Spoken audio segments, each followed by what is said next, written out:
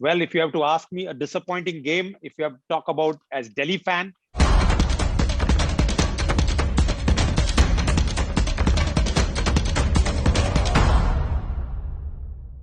Hello, everyone. Welcome to Straight Bat with Gulf News and Mr. Great UAE, that is Anis Sarjan. And the tight finish at the IPL. And before we dive in, let's meet the guest. We have our sports editor from Gulf News, that is Satish. And we have a very, very special guest today, that is Nilesh Bhatnagar, prominent UAE businessman and a massive, massive sports enthusiast. Let's head over to Anis and get the match summary from him. Thank you, Sham. Hello, Satish. Hello, Nilesh Bhai. Welcome to the show. And hello to all the beautiful people of Gulf News. Well, if you have to ask me, a disappointing game, if you have to talk about as Delhi fan.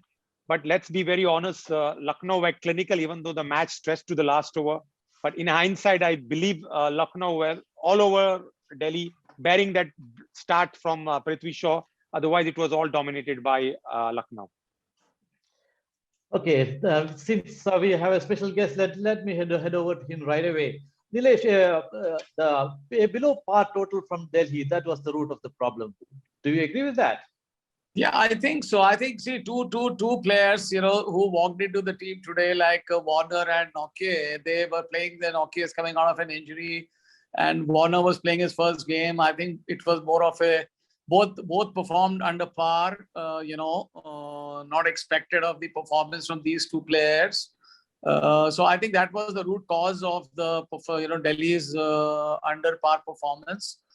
But I hope they will get better in the next couple of matches. And Prithvi Shaw clicking today was a good news for Delhi. He didn't perform very well in the first two matches. So I think overall, I would say it is, primarily Warner and Nokia's performance that let Delhi down. All right, Satish, I have a very technical question for you. Since you have played some decent cricket here, how bad was the pitch? Was it as bad as it made out to be? Because both the teams struggled. No, Sham, I've been watching the match, and if you look at how, like the way Prithvi Shaw played or when the bowlers are bowling, the fast bowlers were not getting enough because there was a little grass on the wicket. So the ball was coming on nicely to the bat. So the timing, they could get the timing right and they were able to play the shots. But the moment the spinners came in and the areas the spinners bowled were, like the ball was gripping slightly.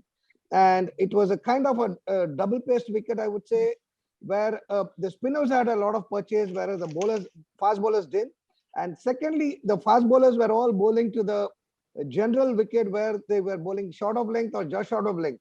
But this is a wicket where they should have bowled up a little bit more on the traditional test match kind of a bowling where like you play on the front foot. But if you see, all the shots were hit by off the fast bowlers were off the back foot. Of course, De Kock played some very good shots of Nokia in the front foot. But again, those were shots that you can't expect every batter to play. But you should have still bowled those areas and expect some swing. And the two standout performances were, like Nilesh said, it was Prithvi Shaw's performance certainly was one, but for Lucknow, it certainly was Quinton de Kock. Can you take us through the two knocks from them? Yeah, when I started the match, we were hoping that Warner would fire, but Prithvi Shaw, when he takes off, he does it not so consistently for Delhi, but he just went berserk. And in 6 overs, Delhi were up and running. And from when he got out in the 8th over, the run rate was about 9. So I thought this is a belter of a wicket, or he made that easy. Now, if I have to come on to the other side, we are talking about De Kock's knock. Once again, he's one of those players, they started off slowly. They did not take off like Prithvi Shaw, but they understood the pitch. And even though Rahul was not able to time, De Kock was able to take the bowlers apart. And in the end, because of the knock of De Kock today, let's give it to Lucknow that they won it. Otherwise, it would have been a tricky chase because the guys who came on later, whether it was, Krunal Pandya or the other batsmen, they all struggled. And if I'm not wrong, if 20 runs extra would have been made a difference. But I believe here Rishabh Pant missed a trick. He wasted 2 overs of this main spinner, Akshar Patel, who did not bowl, which was quite baffling because this was the wicket which was helping the spinners. Correct. Yeah, a bit of captaincy issue there. Now, Anis just said that they were 20 runs short. Nilesh, that could have been the credit of the Lucknow bowlers, who superbly bowled the last 3 overs, and Rutai, Avesh Khan, and Jason Holder pegged back. Only 19 runs came in the last 3 overs. Did that make a Viewers, yeah, difference? yeah. I think I don't know something. Rishabh Pant wasn't firing at all the way he does when he plays for the Indian team. He wasted far too many balls. And it's only towards the end that he got into his groove and scored a few runs. But I think Rishabh Pant, he should have played much better as he does always whenever he bats well. He's much faster than what he did today. And I think again, Quinton de Kock's innings was very good, no doubt about it. But had Nortje bowled his usual bowling as he normally does, he would have definitely made it difficult for the Lucknow batsmen to chase this score.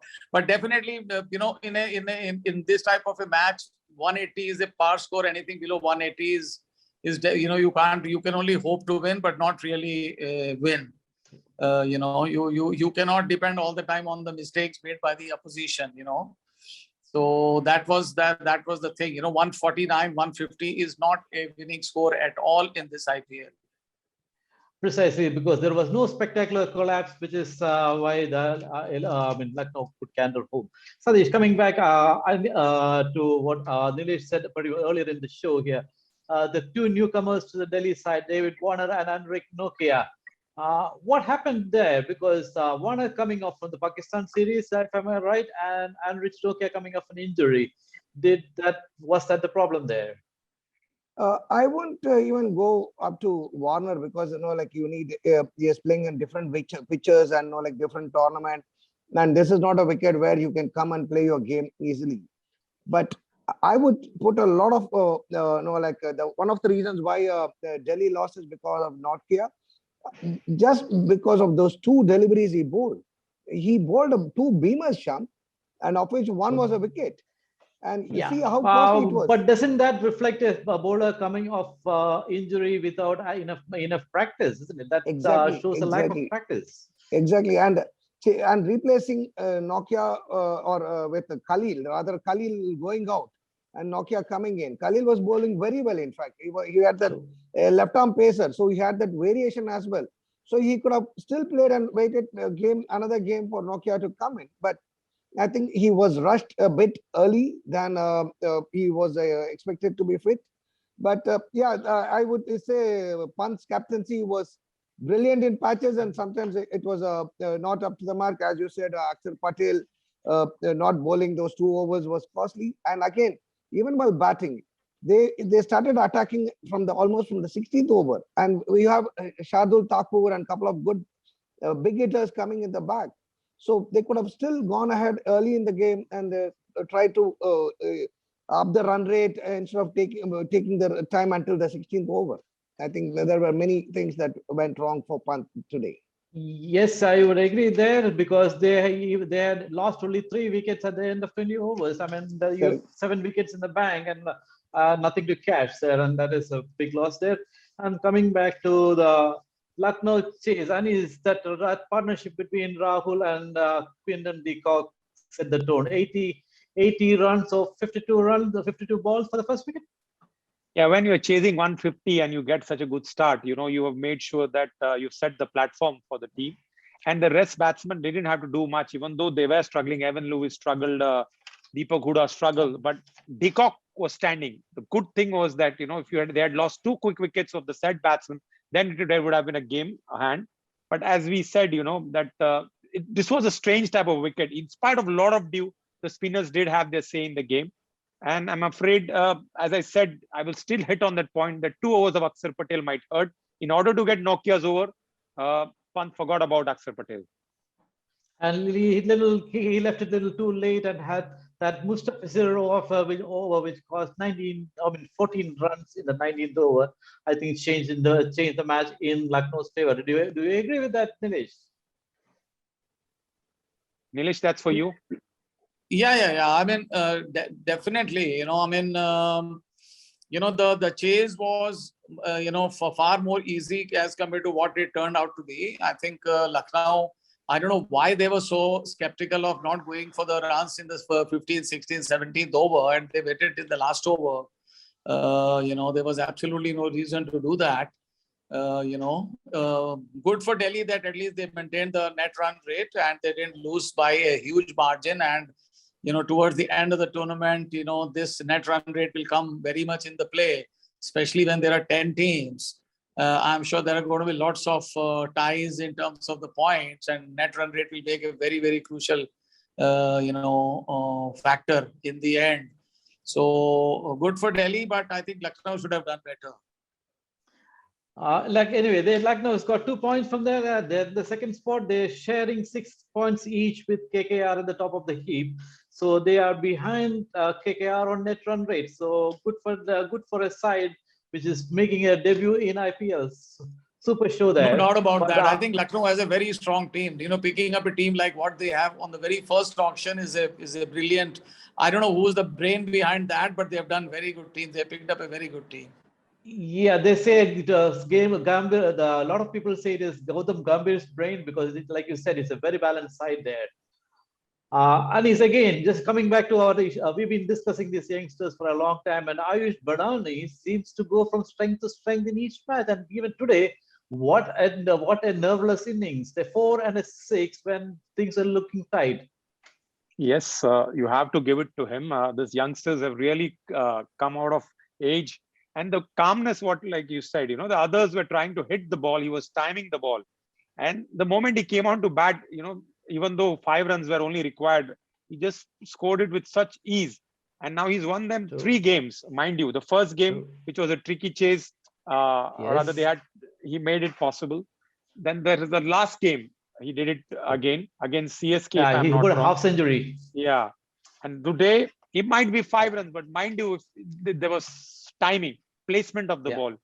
And you have to give credit, but still early days, we'll have to see, as the tournament goes on, how much these youngsters can do well. Every IPL, we find a new youngster, but can they go on the distance? We'll have to wait and watch. Yeah, Satish, we have been, Anis and I have been saying from day one that we've been proved wrong for every single match. And lots of upsets. Fancy teams like Mumbai, Chennai Super Kings, and even Delhi Capitals are struggling. So let's head over to tomorrow's match. That is Punjab Kings versus Gujarat Titans. Who is your pick in there? I would go with Punjab for a change. Punjab has got a very balanced side this time, so I would go with Punjab, Sham. But Anis, you can't write off the Gujarat Titans, will you? Well, after I have interviewed today the CEO, difficult to write up, but in the sense, you know what, this IPL is a bunch of surprises. I still don't know which will be the 4 teams, even though we've just done 15 matches. Every match is throwing a surprise. And had today Lucknow made a mess of it, who knows what would have happened. But today, the top 3 teams, we know who are. It's KKR, Delhi, and not Delhi, sorry, Lucknow and Gujarat. So, so they're doing well.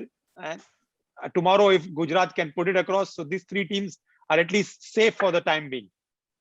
Or Punjab, probably. Yeah, true. Nilesh, are you still with us? I think Nilesh, I think he was logged off. Nilesh ducked out. So Anis, tell us about the competition. Well, like every day, you have to predict the winner and go on to win this beautiful track T-shirt as well as a cap, and make sure that you support your favorite team. But the idea is to please log on to your favorite page, and you get to win this wonderful prizes. Shan, Nilesh is back. While you were away, we just were trying to pick up tomorrow's winners. Tomorrow's Punjab Kings versus Gujarat Titans. Who is your pick? Who all are playing tomorrow? Gujarat versus Gujarat. Punjab. I think I'll go for Punjab. So Punjab 2, Gujarat 1. Anis was forced to pick up. Punjab is another team who has chased down 210 and they have won a match. So you can't take them lightly.